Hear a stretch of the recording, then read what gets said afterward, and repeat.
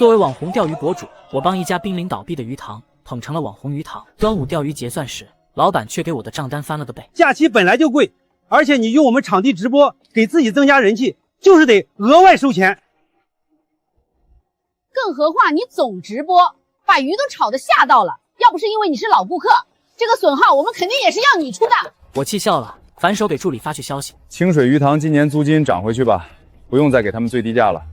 还有，我所有的粉丝群和钓友群都说一下，以后这个鱼塘跟我没关系了。老刘的话让我的耳朵嗡嗡作响。这个清水鱼塘，我整整帮衬了2年。因为业余时间喜欢户外钓鱼直播，有节目效果，我全网粉丝不少。这处清水鱼塘是2口子开的夫妻店。前些年因为天灾，他们赔进去了不少钱。我想着也算是熟人，就经常来他们家直播。只要我开播，镜头里出现的就是他们家的这片鱼塘。我还主动把自己的粉丝群改成了清水鱼塘的钓友交流群，免费帮他们引流。久而久之，这处鱼塘从名不见经传变成了小网红塘，终于扭亏为盈。如今我自认自己和老刘夫妻俩早已成了熟人，可他现在甩出来的话，像一个巴掌一样甩得我脸颊疼。见我捏着账单没动，旁边的老板娘刘嫂更是不耐烦地敲着桌面。听不懂是吧？每次来都让你钓走大鱼，我们这塘子不要成本的，就知道从我们这儿捞好处，脸皮也真是厚。有本事你别来啊！你看看没了你，我们这生意会不会差？我告诉你，想来我们这儿钓鱼的人，从街头能排到街尾。我心里冷笑，捞好处。我记得3年前，他和老刘哭着求我说，鱼苗钱都快还不上了，能不能在我直播间帮他们卖几斤鱼？为了让这个塘子火起来，我自掏腰包办了3场钓鱼比赛，奖金都是我自己出的。他连手机支付都不会用的时候，是我手把手教他怎么弄收款码，怎么在网上做推广。现在却让我这个帮他们把鱼塘捧红的功臣变成了一个笑话。我没接刘嫂的话茬，老刘，这笔钱是不是算错了？怎么嫌多了？你直播一晚上赚多少？我手里这点钱都是看在旧情分上了。别以为你带了几个客人来就能在我们这儿指手画脚，我才是老板。钓不起就滚，别在这碍事儿！钓不起就滚，别在这碍事儿！杨老板，话不能这么说吧？要不是我们莫哥，谁知道你们这个破地方？莫哥自己掏钱办活动，给你们拉人气，你们怎么还倒打一耙？道德绑架谁呢？他那是帮我们，他那是利用我们这块宝地给他自己做流量。要不是我们塘里鱼好，他能钓上来吗？别往自己脸上贴金了，说的好像我们求着他来似的。我嘲弄的扯了扯嘴角。当初他们这鱼塘开在村子深处，连个像样的路牌都没有。每次我在直播里都要不厌其烦的把进村的路线重复说上10几遍，生怕我的粉丝找不到地方。每次有钓友抱怨他们这儿的盒饭难吃，矿泉水卖的比景区还贵，我都会笑着打圆场。老板就是不会做生意，人还是不错的。可现在我才明白，原来在他们心里，我做的一切都是在利用他们。我为他们带来的所有客流和名气，变成了他们鱼塘本来就好的正义。再说了，谁规定老主顾就得占便宜？钓不起就滚蛋！助理小雅气得脸发红。钓不起就滚蛋！助理小雅气得脸发红，还想替我争辩几句。我抬手拦住他，轻轻摇了摇头。算了，装什么大度？你现在走了，我看你那些粉丝还跟不跟你？离了我们这块风水宝地，你什么都不是。我笑了，他不知道，就在隔壁山头新开了一家规模更大的钓场，名叫云水涧，连招牌都还没来得及挂。上个月，云水涧的杨老板就托人找到了我，给了我一张永久的钻石会员卡，说想跟我交个朋友，以后常去他那坐坐。我顾念着和老刘这2年的情分，硬是拒绝了杨老板那边设施齐全且价格便宜的条件。哪怕清水鱼塘这边条件简陋，收费偏高，我还是带着团队把这里当成了固定的直播点。可现在我才猛然惊醒，老刘夫妻俩不仅没把我当朋友，那句钓不起就滚，别在这儿碍事，更是直接把我和他们的关系拉远。老刘低头刷着抖音，连眼皮都没抬。你说的没错，我确实是个爱占便宜的人，所以从明天起，我要去那个钓一天只需要180的地方了。他嗤笑一声，知道就好，以后在我这儿钓鱼就得守我的规矩，别总想着搞些花里胡哨的，真把自己当盘菜了。走了，回去休息，明天有大活动。莫哥，那刘哥也太欺负人了，这事儿就这么算了？明天的直播计划稍微改动一下，你把公告发出去，就说我们找到一个神仙钓尾。我的声音平静，可只有我自己清楚。我要让老刘夫妻俩明白，他们今天做了一个会让他们肠子都悔青的决定。他们失去了我这个老主顾的同时，也弄丢了那份自以为稳固的生意。我坐在车里，找出那张云水涧钻石会员卡。杨老板，你之前说想找我给你新钓场做个开业宣传的事儿，现在还算数吗？我明天想在你那儿办个大型钓鱼比赛，需要足够大的场地和人手，你那边方便吗？当然方便，太方便了。说实话，我们这儿刚开业，一点名气都没有，正愁着怎么打开局面呢。您能来，我把整个钓场包下来给您用都行。那倒不必，明天上午9点，你准备好接待就行。明天上午9点，所有人跟我转场，我们不去那个破塘子了。明天开始，我们就在这里直播。新钓场云水剑，新钓场云水剑。为了庆祝乔迁之喜，明天到场的前20名兄弟，所有费用我一个人包了。我定了闹钟，靠在车座上闭目养神。群里迅速刷满了屏幕，莫哥大气的表情包也接连出现。下午6点，我还需要去鱼塘把专用钓具拿回来。等到的时候，刘嫂正在饭桌上跟几个新来的散客吹嘘。哟，这不是我们的大主播吗？怎么又回来了？是不是没地方去，回来求我啦？他却不依不饶。姓林的，你的人怎么回事？在我粉丝群里到处说我坏话，还煽动大家不要来我这里钓鱼。以后不准你在我的鱼塘这里建什么粉丝群，不然就给我滚出去！我轻笑一声，给云水剑的小陈拨了个电话。不到15分钟，一辆印着云水剑标志的电瓶车载着一个穿着工作服的年轻人停在了鱼塘门口。年轻人手里拎着一个全新顶级的钓具箱。小雅，把外面的杂物搬上车。然后我走到刘嫂跟前。刘嫂，我记得你小儿子今年上初3，正是花钱的时候吧？你想干什么？你知道吗？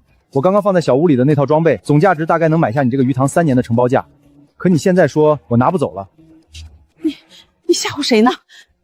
报警，就说这里有人非法侵占我的私人财产，数额巨大。小雅也不墨迹，直接拿出手机，在报警电话的界面上点动。刘嫂的脸色瞬间发白，我只是平静的与她对视。旁边的老刘急匆匆的从厨房跑出来，他一把夺过刘嫂腰间的钥匙，陪着笑脸塞到我手里。林大师，误会，他一个妇道人家，头发长见识短，你别跟他一般见识。刘嫂嘴唇哆嗦着，却一个字也说不出来。我接过钥匙，打开小屋的门，让小雅和云水剑派来的人把里面的东西一样样搬出来。周围的钓客们看着那些昂贵的钓具，发出一阵阵惊叹。这根杆子是去年樱花出的限量版吧？听说要5万多。你看那个鱼轮是史特拉的吧？我的天，比我车都贵。刘嫂的脸从煞白变得铁青，她大概没有想过，那个在她眼里爱占便宜的主播，会拥有这样一堆她连牌子都认不全的宝物。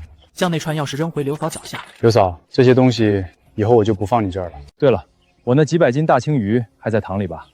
明天我带人来拉走，毕竟我这人穷，能省一点是一点。转天一早8点钟，我直接在云水剑开启了直播。全新的设备，超清的画质，将云水剑的美景呈现在了观众面前。在我身后是闻讯赶来的近100名粉丝和钓友，他们将云水剑的几10个钓位占得满满当当。我对着镜头微笑着说：“兄弟们，新家还不错吧？”与此同时，老刘和刘嫂的鱼塘9点钟是林末钓鱼人出门的黄金时间。往常的这个时候，鱼塘门口的小路上早就停满了车。可今天，除了几只在觅食的野鸟，连个鬼影都没有。刘嫂心烦意乱地坐在门口，不停地刷着手机。当她看到我的直播间的时候，被吓到后退2步。然后她骑着辆电瓶车在水库边上转了一圈，整个水库所有的野钓点都没有人。她心里升起一股预感，直接冲到水库上游。隔着老远，她就看到了那块刚刚挂上去的云水剑招牌，那些她再熟悉不过的面孔，曾经把她的鱼塘当成家的钓友们，此刻正围在另一个钓场谈笑风生，而我正站在中心的钓位上。我回头，隔着数百米的距离，朝他的方向举起了手中刚刚钓起的一条大青鱼，然后露出了一个笑容。刘嫂浑身一僵，瘫坐在了泥地上。云水剑的杨老板亲自指挥工作人员给钓友送饮料，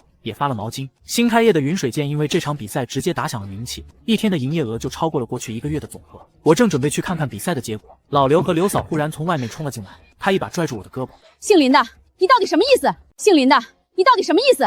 你说好了要在我那儿播一整个夏天的，现在你带着人全跑了，我的损失谁来赔？”刘嫂的质问引得周围所有人都看了过来。我抽出被他抓得生疼的胳膊，声音平淡：“刘嫂，钓鱼图的就是个开心。我在你那里钓的不开心，我换个地方，有什么问题吗？”我不管，你来我这儿之前，我就把好位置都给你留着了，还特意为你多备了几百斤鱼食。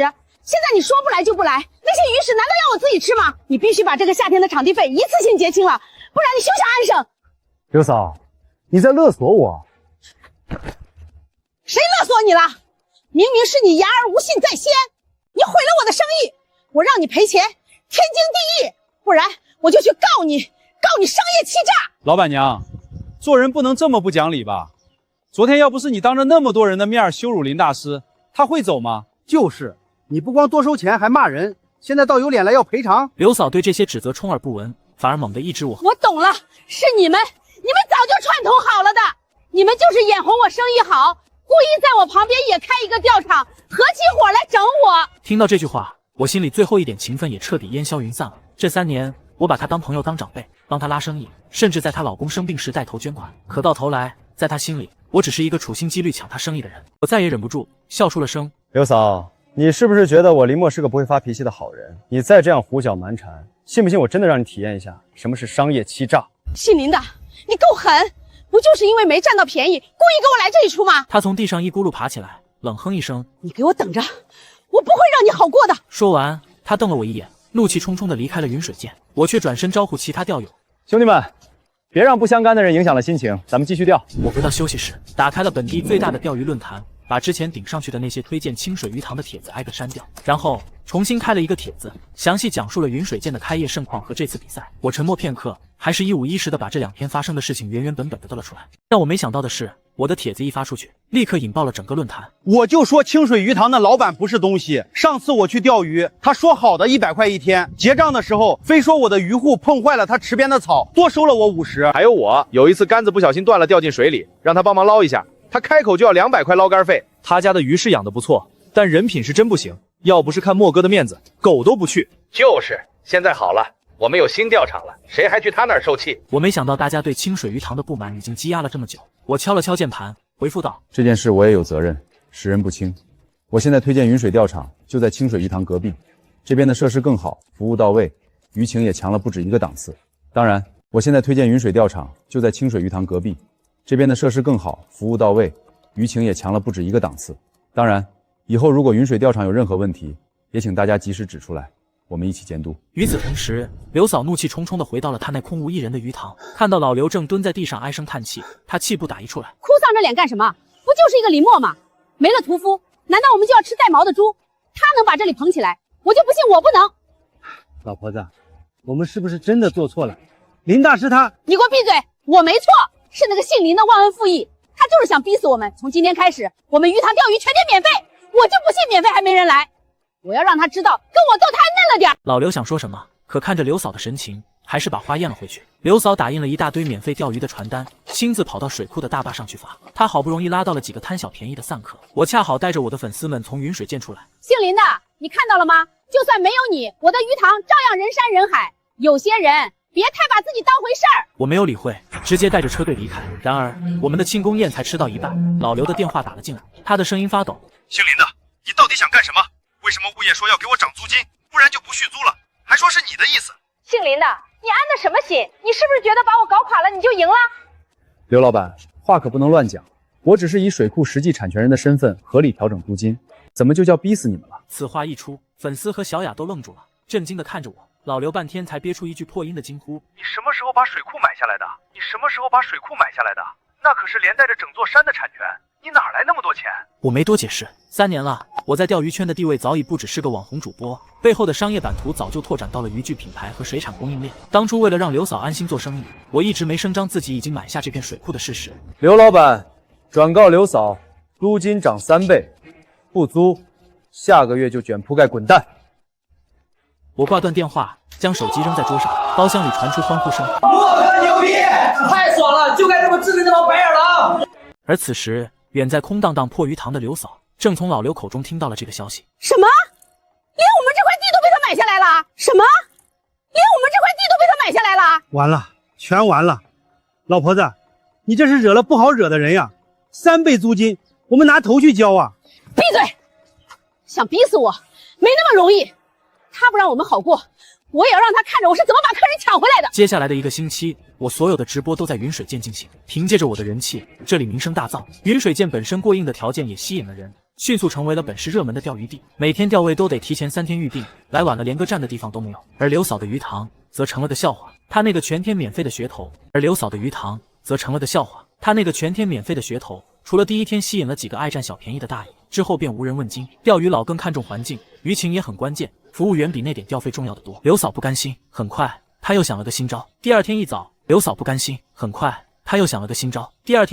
水库邻边的每一个路口都拉满了横幅广告。噱头一出，确实在附近引起了不小的轰动。热爱钓鱼的钓友没去，爱占小便宜的大爷大妈去了，连钓竿都不会拿的人也跑过去了。短短2天，刘嫂的鱼塘又恢复了人山人海的假象。但这群人只是为了那只土鸡。一些人拿着竹竿挂着蚯蚓在水里游泳，几个大妈直接拿抄网在水边捞，岸边还坐着嗑瓜子的人，就等着时间一到去找老板娘领免费的土鸡。小雅把这些乱象拍成了视频拿给我看时，我正坐在云水间的空调房里喝茶。莫哥，这刘嫂是疯了吧？送土鸡？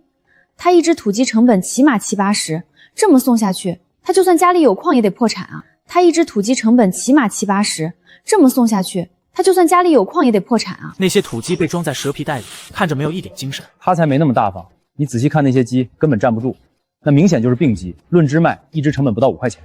病鸡？他疯了，这吃下去是会出命的。天作孽犹可为，自作孽不可活，等着看吧，这把火马上就要烧到他自己身上了。果不其然，不出3天，出事了。那天傍晚，几个贪便宜的老头老太太拎着鸡回家炖了汤，结果当晚集体上吐下泻。几个贪便宜的老头老太太拎着鸡回家炖了汤，结果当晚集体上吐下泻，被连夜送进了医院洗胃。医生一查，急性肠胃炎伴随严重的沙门氏菌感染。黑心老板娘拿病死鸡毒害老人，老子今天砸了你这黑店！伴随着一声怒吼，家属们冲进鱼塘。伴随着一声怒吼，家属们冲进鱼塘，见东西就砸。刘嫂平时留存的破烂桌椅被劈成了碎木头，增氧机被砸得稀烂，旁边的电线也断了。刘嫂吓得躲在桌子底下瑟瑟发抖。老刘冲上去想拦，被几个壮汉按在烂泥里一顿拳打脚踢，牙都磕掉了2颗。别打了！别打了！我也是受害者，那是养鸡场骗了我。刘嫂试图推卸责任，但换来的是更多的拳头。有人直接报了警，卫生局和工商局的人都来了。看着地上的病鸡，有人直接报了警，卫生局和工商局的人都来了。看着地上的病鸡，执法人员当场贴了封条，鱼塘被勒令停业整改，他们还要面临巨额的医疗赔偿。傍晚时分，人群散去，只留下一片狼藉。老刘看着眼前的一片废墟，一把揪住刘嫂的衣服，将人狠狠地甩在地上。作孽呀！我怎么娶了你这么个丧门星？林默明明是我们的贵人，你非要作死把他赶走。现在好了，倾家荡产，这日子没法过了，离婚！任凭刘嫂怎么哭喊都没有用。走投无路的刘嫂坐在地上，拨通了我的电话。林默，小林，你接电话了。嫂子错了，嫂子真的知道错，你高抬贵手，恢复原来的租金好不好？你帮我跟那些家属求求情，他们都听你的。我看着平静的湖面，刘嫂，你帮我跟那些家属求求情，他们都听你的。我看着平静的湖面，刘嫂，那天你把我的钥匙扣下，让我滚蛋的时候，可没把我当过兄弟，自己作的死，自己去受。我不是菩萨，没有义务渡你。我直接挂断了电话，将号码拉黑。被我拒绝后，他不仅没有反思，反而做出更出格的举动。第二天上午，云水间的开业赛正办得红火，几百名钓友正聚精会神地盯着水面的浮漂。突然，喇叭声响彻整个钓场。林默，你这个没良心的，你逼死我这个孤寡老人啊！大家快来看看这个伪君子的真面目啊！我转过头，只见刘嫂不知道什么时候爬上了云水间旁边的管理处楼顶，她头发散乱，一只脚跨在天台边缘。我转过头，只见刘嫂不知道什么时候爬上了云水间旁边的管理处楼顶，她头发散乱，一只脚跨在天台边缘，手里拿着扩音器，对着底下几百号人哭喊。人群顿时一阵骚动，不少人放下了鱼竿，拿出手机开始拍摄。大家不要被他骗了，他表面上装好人，背里却买下我的地，涨我3倍租金，把我逼得家破人亡啊！林默，你今天要是不给我免租，不替我赔那些医药费，我就死在你面前，让你这辈子背上人命债。莫哥，这女人太歹毒了，这是要拉你垫背啊！我们要不要先报警？已经报了。你觉得跳下来能解决你卖病鸡毒害老人的罪行，解决你面临的巨额赔偿，那你可以跳。就在这时，警笛声由远及近，警车和消防车在云水间门前急刹停下。警车和消防车在云水间门前急刹停下，几个穿着制服的民警和消防员迅速跳下车，拉开警戒线。底下围观的钓友们自觉让出一条道，举着手机将镜头对准了楼顶那个女人。上面的人冷静一点，有什么诉求可以下来慢慢谈。刘嫂一看警察来了，以为自己等到了靠山。保安同志，你们要为我做主啊！就是底下那个姓林的，他是个畜生啊！他利用我们家赚了黑心钱，现在又买下我租的地方，要把租金涨3倍，逼死我。我那鱼塘出事也是他雇人陷害我的，那些病死鸡肯定是他偷偷换掉的。他不让我活，我今天就死给他看，让他这辈子都抬不起头。这女人很冷眼，不知情的人恐怕还真以为她受了委屈，但我只是冷眼看着她表演。带队警官眉头紧锁，转头看向我，我还没来得及开口，旁边一个小伙子已经憋不住了。放你娘的连环狗屁！警察同志，你们别听这个疯婆子满嘴喷粪，她自己贪得无厌，坑我们这些钓客。为了跟莫哥抢生意，故意去买养殖场淘汰的病鸡来搞免费活动，现在把几个大爷大妈吃进了病房，人家家属找上门要赔偿，他自己不想掏钱，跑这儿来了。就是我们这儿几百双眼睛都看着呢，他还有脸说别人陷害他？封条现在还贴在你们家破门上呢。刘桂芳，你的案子工商和卫生部门已经移交给了我们，你涉嫌生产销售不符合安全标准的食品，致人严重食物中毒。现在受害者家属正在等你回去配合调查。你跑到这里来寻衅滋事，不仅解决不了问题，只会罪加一等。你不为你的孩子想想？听到孩子2个字，刘嫂浑身一颤，她慌了。她本以为用跳楼这招能利用舆论逼我妥协，甚至逼我替她把那笔巨额赔偿掏了。毕竟在她认知里，像我这样的大主播非常怕身败名裂。可她算错了一点，我林默从不妥协于这些烂人的胡搅蛮缠。我不下去，我不下去！你们都是一伙的，你们都帮着那个姓林的，我不活了！就在他分神的那一刹那，2名保安人员将他救下。林默，你不得好死，你会有报应的！报应这东西向来是现世报。刘嫂，进去以后好好踩缝纫机，那20万的赔偿加上寻衅滋事的罚款，希望能让你下半辈子学会怎么做个人。20万的赔偿加上寻衅滋事的罚款，希望能让你下半辈子学会怎么做个人。我转过身，不再看他。警车呼啸着远去，带走了一场闹剧。云水间的空气在这一刻都像变得清新了许多。我拿起麦克风，各位兄弟，一点小插曲，让大家看笑话了。今天是为了庆祝云水间开业举办的交流赛，咱们不谈扫兴的人。为了弥补大家刚才受僵的情绪，今天全场的调费免了。另外，待会儿我个人再掏10万块加至到今天的奖金池里。今天的目标只有一个，把这塘里的青鱼都给我拉上来。莫哥大气，莫哥牛逼！去他妈的破鱼塘！今天必须在这儿爆货！我退回空调房，小雅端来一杯冰镇茶水。莫哥，刚才你那几句话简直帅炸了，我还真怕那个疯女人跳下来。对待这种人，你越是后退，他越觉得你好拿捏。打蛇打7寸，他现在连翻身的本钱都没了。刘嫂的案子判得很快，3天后，从小陈那边传来了确切的消息，因为那些病死鸡不仅感染了沙门氏菌，还查出了其他违禁药物残留，加上几个大爷大妈年纪大，其中一个更是住进了 ICU， 险些要了老命。这已经成了实打实的刑事案件，受害者家属死咬着不放，扬言如果见不到赔偿款，就不肯签谅解书。可刘嫂哪来的钱？她这2年靠着我带来的流量确实赚了一些，但大部分都被她拿去给城里那个游手好闲的大儿子买了房，付了首付。面对接近30万的医疗费和精神损失费，她根本拿不出来。拘留所里，刘嫂哭瞎了眼，甚至在探视的时候隔着玻璃求老刘去卖房子救她。可老刘的反应却给了她致命一击。老刘手里捏着一份离婚协议书，签了吧。老大说了，你要是连累他的婚房被法院强制执行，他就当没你这个妈。还有老二，将来还得上大学，政审还不知道能不能过。老刘，你连我也要抛弃？是你抛弃了我们这个家呀！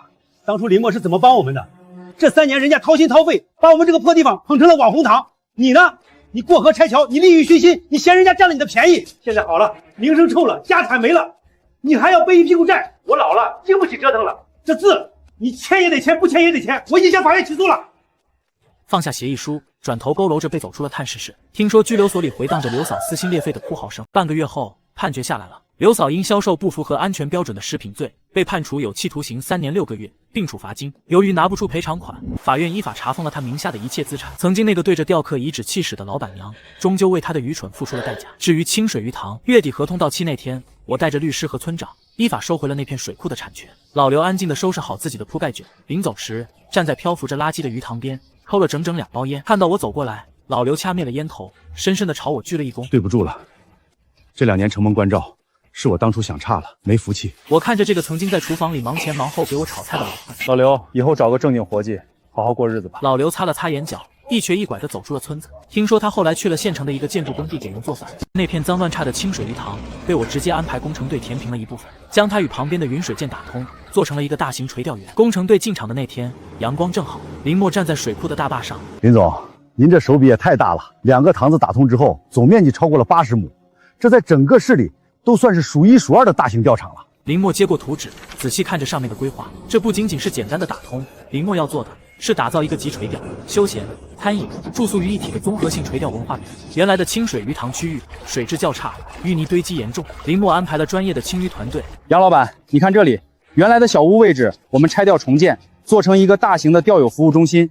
1楼做接待和渔具展示，2楼做餐厅，专门做农家菜，食材就用村里的土特产。好主意，我们之前的厨房太小了，根本忙不过来。还有这边，沿着岸边，我们修建20个带朝阳棚的豪华钓位，每个钓位都配备充电插座、置物台，甚至还有呼叫器。钓友有任何需求，按一下就有工作人员过来服务。另外，在塘子中间，我们建一个湖心岛，上面做观景台和休息区。事实上，这只是林默整个规划的第一步。接下来的1个月，整个工地都在热火朝天的施工。林默几乎每天都泡在工地上，亲自监督每一个细节。青鱼工作完成后，林默联系了最好的鱼苗供应商，投放了2万斤优质的青鱼、草鱼、鲤鱼。岸边的绿化也同步进行。林默种上了垂柳、桃树、樱花树，还在塘边修建了步行道和休息长椅。村里的乡亲们看到这么大的工程，都主动过来帮忙。林默也不亏待他们，按市场价给他们开工资，管吃管住。小林啊，你这是给我们村办了件大好事啊！以前这地方除了几个钓鱼的，谁来呀？现在好了，这么大的钓场，以后我们村的年轻人也不用出去打工了。王大爷，这只是开始，等钓场建好了，我还打算在村里搞农家乐，让城里人来体验乡村生活，到时候家家户户都能赚钱。好，我们村能有你这样的能人，真是福气呀！其实林默心里清楚，这不仅仅是为了赚钱。当年林默第一次来到这个村子的时候，就被这里的山水打动了。青山绿水，空气清新，是个难得的好地方。可就是因为交通不便，信息闭塞，这么好的资源一直被浪费着。刘嫂的事情让林默明白了一个道理：授人以鱼不如授人以渔。单纯的帮助换不来感恩，反而可能滋生贪婪。只有真正带着动整个村子发展，让每个人都能从中受益，才能形成良性循环。整个垂钓园的建设终于全部完工。站在大门口，看着那块崭新的云水涧垂钓文化园招牌，林默心中感慨万千。从最初那个简陋的清水鱼塘，到如今这个现代化的大型垂钓园，短短几个月时间，发生了翻天覆地的变化。大门进去是一个宽敞的停车场，可以同时停放200辆车。沿着水泥路往里走，两旁是郁郁葱葱的树木，空气中弥漫着花草的清香。钓友服务中心是一栋2层的小楼，装修的简约而大气。1楼大厅里展示着各种品牌的渔具，从入门级到专业级，应有尽有。2楼的餐厅采用落地窗设计，坐在里面吃饭，可以欣赏到整个塘面的风景。豪华钓位更是配备了舒适的钓椅、遮阳棚、充电插座，甚至还有小冰箱，可以冰镇饮料。新岛上修建了一个古色古香的亭子，取名观鱼亭。钓友们钓累了，可以坐在这里休息，吹吹风，看看风景。最让林默满意的是林默专门设立的公益钓位，在塘子的一角，林默画出了10个免费钓位，专门提供给60岁以上的老人和残疾人。默哥，我们这是商业钓场，搞免费钓位会不会影响生意啊？做生意不能只想着赚钱，我们有能力了就要回馈社会。这些老人辛苦了一辈子，就这点爱好，我们能帮就帮一把。而且你想想，这些老人来钓鱼，他们的子女能放心吗？肯定会跟着过来。到时候子女们看到我们这里环境好，服务好，能不成为我们的客户吗？这叫口碑营销。原来如此，默哥，你太有商业头脑了。开业前一天，林默在所有的粉丝群和钓鱼论坛都发布了开业公告。云水涧垂钓文化园6月18日盛大开业，开业前3天全场钓费5折，前100名到场的钓友赠送价值100元的渔具大礼包。当天举办开业杯钓鱼大赛，总奖金10万元。第1名现金3万元加价值5000元的顶级钓竿1根，第2名现金2万元价值3000元的钓箱1个，第3名现金1万元加价值2000元的鱼轮1个，4至10名现金各5000元。另外，所有参赛钓友都有参与奖。默哥这是下血本了，10万奖金，5折钓费还送大礼包，这波必须冲！公益钓位太暖心了，必须支持！已经约好了几个兄弟，18号早上5点就出发。看着群里热烈的反响，林默知道这次开业一定会成功。开业当天，天还没亮，停车场就已经停满了车。5点多钟就有钓友陆续进场，到7点钟，200多个钓位已经全部坐满。后来的钓友只能站在岸边围观。默哥，恭喜开业啊！这地方也太牛了吧！默哥，以后我们就扎根这儿了，哪儿也不去了。听着大家的赞美，我心里暖暖的。这几个月的辛苦没有白费。8点钟，开业仪式正式开始。林默邀请了王大爷和村里的几位长辈一起为开业剪彩。王大爷拿着剪刀，手都在发抖。活了一辈子，没想到我们这穷山沟里也能有这么风光的一天。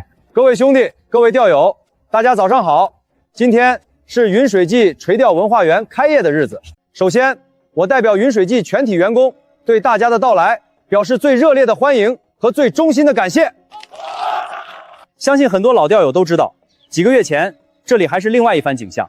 那时候这里叫清水鱼塘，条件简陋，服务也跟不上。但是今天它变了，它不再是一个简简单单的鱼塘，而是一个真正属于我们钓鱼人的乐园。在这里，我向大家承诺，云水涧永远不会做宰客的事情，永远不会辜负大家的信任。我们要做的是打造一个公平、公正、公开的垂钓环境，让每一位钓友都能钓得开心，玩得尽兴。最后，我宣布云水涧开业杯钓鱼大赛正式开始。随着一声令下，几百根鱼竿同时扬起，场面蔚为壮观。直播间里在线人数突破了10万。比赛进行得异常激烈，钓友们个个摩拳擦掌，使出浑身解数。塘里的鱼情也特别好，几乎每隔几分钟就有人上鱼。大鱼的拉力声，钓友的欢呼声此起彼伏。林默也手痒，找了个空位置，开了个直播，跟大家一起钓。刚下竿不到10分钟，一个黑漂，林默猛地提竿，中了！鱼缸弯成了一个完美的弧，中了！线组发出滋滋的响声。林默靠，这鱼不小，莫哥这是要开门红啊！目测20斤以上，搏斗了10几分钟，一条20多斤的大青鱼终于被林默超了上来。开业大赛圆满结束，最终一位来自市区的钓友以总重量126斤的成绩夺得了冠军。当林默把3万元现金和顶级钓竿交到他手里的时候，谢谢莫哥，谢谢云水幻，这是我钓鱼这么多年拿过的最大的奖。颁奖典礼结束后，餐厅里摆了20桌庆功宴，全鱼宴、农家菜，香气扑鼻，钓友们推杯换盏，谈笑风生，整个云水涧充满了欢声笑语。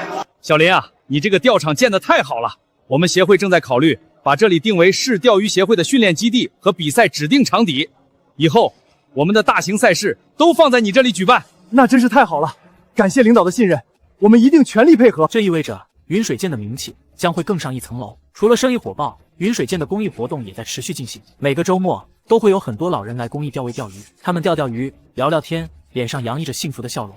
小伙子，谢谢你啊！我退休后就喜欢钓鱼，但是别的钓场都太贵了，我退休金不多，舍不得去。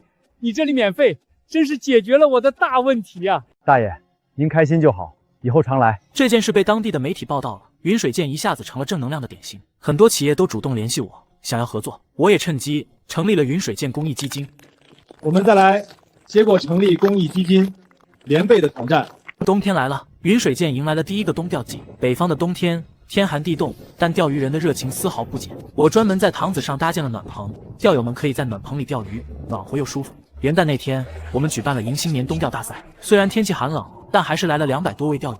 比赛进行到一半的时候，天空飘起了雪花，漫天飞舞的雪花中，钓友们坐在暖棚里，喝着热茶，钓着鱼，也有一番风味。直播间里，观众们纷纷感叹。比赛结束后，我们在餐厅举办了新年联欢会，所有的员工和钓友们一起包饺子、看节目，热热闹闹的过了一个新年。1年前，我怎么也没想到，事情会发展成今天这个样子。当初只是想安安静静的钓个鱼，做个直播，因为刘嫂的贪婪和刻薄，引发了一系列的事情。但塞翁失马，焉知非福。如果不是刘嫂的过河拆桥，我可能还在那个小小的清水鱼塘过着一成不变的生活。更重要的是，我用我的能力帮助了一个村子脱贫致富，帮助了很多人找到了工作，这比赚多少钱都更有意义。莫哥，天冷，穿上吧。小雅，你说我们做这一切值得吗？当然值得啊！你看，现在村子富了，大家的生活都好了，还有那么多钓友在这里找到了快乐，这都是你的功劳啊！不是我的功劳，是大家一起努力的结果。对了，莫哥，明年你有什么计划？明年我们要把云水涧的模式复制出去，在更多的地方建这样的垂钓文化园，带动更多的乡村发展，帮助更多的人致富。还有，我们的公益基金要帮助更多的贫困儿童和老人，要让更多的人感受到这个世界的温暖。我相信你一定可以做到的。